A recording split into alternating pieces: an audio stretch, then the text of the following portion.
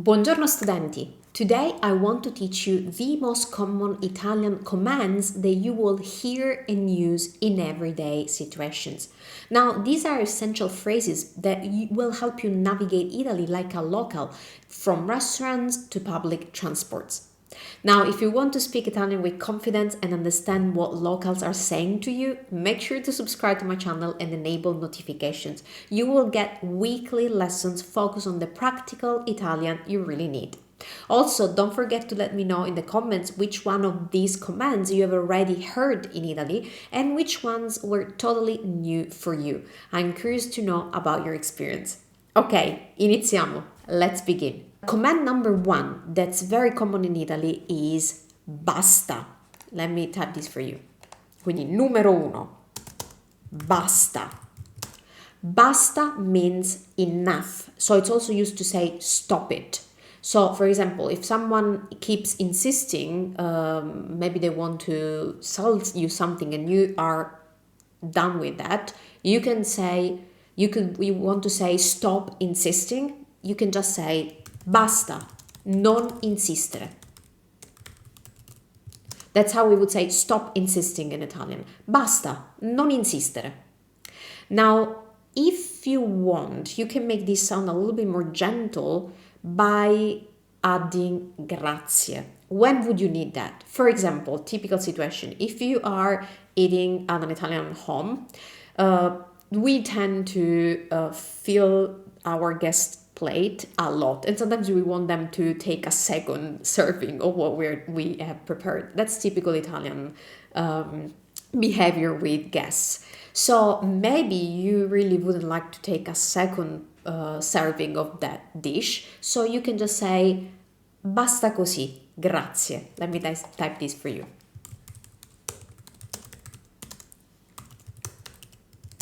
Basta così. So that means this is enough, this way is enough.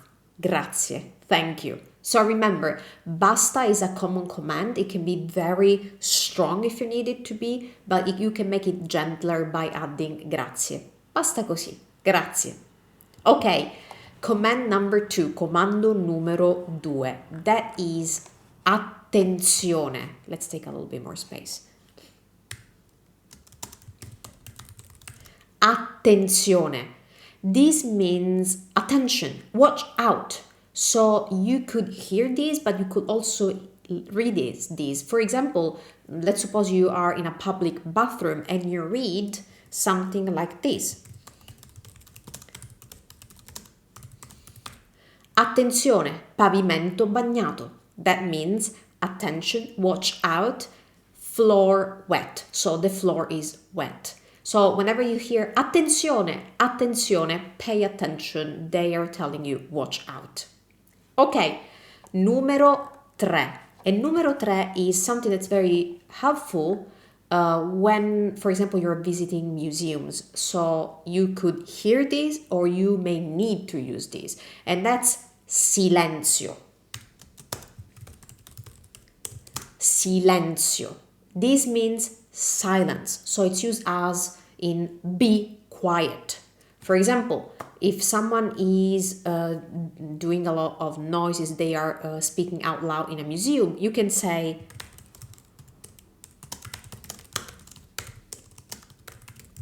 silenzio, siamo in un museo, or siamo in un cinema, for example.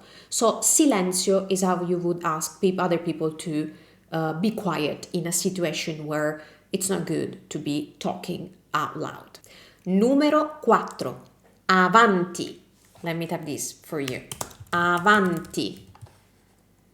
Now, avanti literally means forward, but it's used to say come in or next one. For example, if you are lining up or you're waiting outside a door, for example, for a doctor appointments, and they are now available, that you can come in, they can tell you avanti, avanti, and that means come in or proceed forward. That's the idea. Va bene? Ok. Numero 5. This is the opposite of avanti, and that is occupato. Occupato. Now, I know many people know occupato as the Italian version of busy, like I'm busy, sono occupato. But occupato, for this reason, is also very common in a very specific situation where when you are waiting outside a bathroom and you knock on the door, toc toc, and someone is in and they will reply to you, occupato. So that's also another meaning of occupato. It means busy for the bathroom too. Okay, so that's what you want to learn if you find yourself in that situation. Just shout out, occupato, and you will be good to go. Okay, numero 6. And this may surprise you. The number sixth, numero 6 is prego. Now, I know you will be like, Valentina, what are you saying? Prego means you're welcome. What does it have to do with commands? Well, prego is a very interesting word that can have several meanings, not just you are welcome. So prego can be used as a command, un comando, to say go ahead or after you. Let me explain the scenario. Let's suppose you are getting inside in a place through the door and there is someone else before you. They may show you courtesy by letting you pass before them. So in this case, prego means after you. So they may hold your door and they may tell you prego. They're not saying you're welcome to you. They're just telling you, please, after you. So you go first. Prego, prego. So keep this in mind about this word. Okay, now all the expressions we have learned so far always stay the same. They don't change. They are perfectly fine both for formal and informal. You don't need to change any of these. The ones I'm going to tell you now instead actually have two forms. A formal one, which is the one that you're more likely to hear or use when you're traveling to Italy because you're going to have to do with strangers, so you will use the formal expressions more, and an informal version that's going to be okay to be used when you're with people you're familiar with, so family or friends. But I want to show you both forms. So I'm going to show you both the formal expression and the equivalent informal one. So if you make friends in Italy, you can also use the informal one. Now, the reason why for the next ones we have two different forms is because these commands use imperativo, which is a specific verb conjugation that we use for commands, like in English. Now, since it's a verb conjugation, we will have a tu form, which is the informal one, and we will have a lei form, which is the formal one. Remember, when dealing with strangers, the lei form is the default form. Okay, let's see these expressions, but before we dive in, let me remind you that you can easily review all the expressions we are learning today with the free PDF I prepared for you for this lesson. As always, the link is in the description. Okay, continuiamo. Let's continue. Espressione numero 7, comando numero 7. And that's how you say wait in Italian. That is, I'm going to show you the formal one first.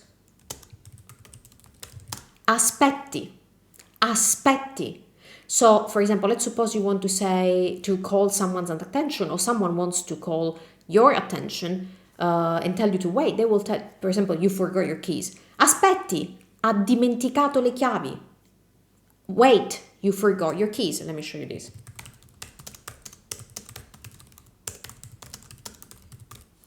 Aspetti, ha dimenticato le chiavi. Wait, you forgot your keys. Now, how do we turn this into informal? Simply changing the ending. So the informal form of aspetti is aspetta. So remember, aspetta with your friends and family, aspetti with a stranger. Il prossimo, numero 8. Next one is number 8. And that is stop. How do you say stop in Italian? If you're saying that to a person, that is si fermi, si fermi. That's because we use the reflexive form, fermarsi. So that si is a reflexive pronoun. Si fermi. For example, if you want to say to a taxi driver, please stop here, how would you say that?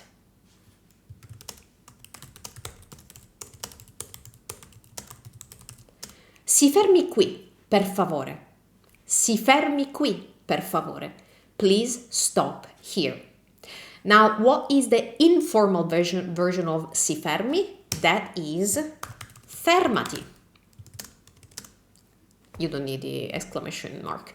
Fermati. That means stop, but for people who you're familiar with, like friends and family. Ok, numero 9. What if you want to tell someone, tell me? So you're not just asking, you're commanding them to tell you something. This can be stronger or more gentle depending on how you phrase your sentence, but that in Italian would be dica. Dica. So dica means tell me, and this is the formal one. For example, this is something that many people use in stores or in shops when you come in and they want to tell you, tell me what you need. They would use this expression. They would say mi dica cosa le serve. Mi dica cosa le serve. Or another way could be mi dica di cosa ha bisogno. Both expressions, cosa le serve e di cosa ha bisogno, mean what you need. So mi dica is the formal way of telling you, tell me what you need. Va bene? How do we turn this into informal? That would be dimmi. Dimmi. That means tell me. Dimmi. This is something that you may hear a lot when you practice your Italian with your family or friends or your teacher. When you're talking to them and you're about to tell them something, they may encourage you by telling you, dimmi, dimmi. That's what they're saying. Ok, numero 10. Numero 10 is not very common anymore, but it's worth knowing because sometimes they still use it, and I'm going to give you an alternative that's much more common. And this is when the waiter comes to you to take your order. Now, in the past, a common expression for that would be comandi. Comandi, which means command, like command your order. Nowadays, not that common anymore, so what they may use instead is pronto per ordinare? Pronto per ordinare? That means ready to order. If you're more than one, they may say pronti per ordinare? Ok, numero 11. Numero 11 is how to say go away. And that you may need that too, unfortunately. So that would be numero 11, giusto? Sì, numero 11.